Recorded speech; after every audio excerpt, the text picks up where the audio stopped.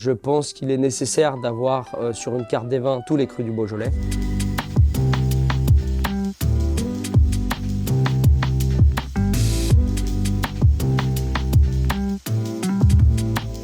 La diversité de ce terroir est incroyable. Le vignoble du Beaujolais est un vignoble passionnant, avec une géologie très intéressante, avec une douzaine d'appellations, dont 10 crus qui font la notoriété de ces vins-là. Il y a des lieux de vie fantastiques et j'espère pour eux un jour qu'ils auront cette mention en premier cru sur les étiquettes.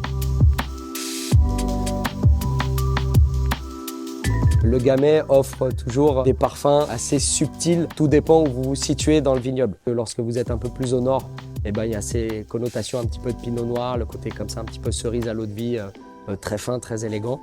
Puis lorsque vous descendez au sud, c'est des vins un petit peu plus marqués, un petit peu plus structurés, qui offrent des bouches très épicées, comme ça le côté un petit peu poivre noir, poivre concassé.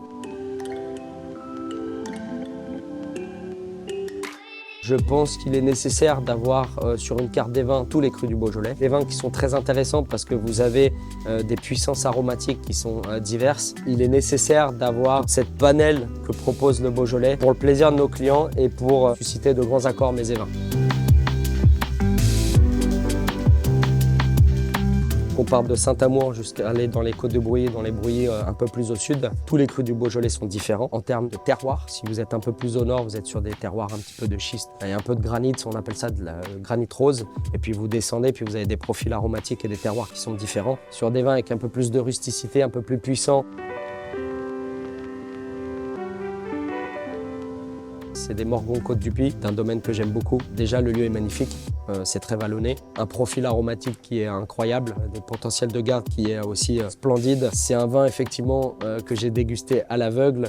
Et pour vous dire, à l'aveugle, je partais sur un grand pinot noir de la Côte de Nuit.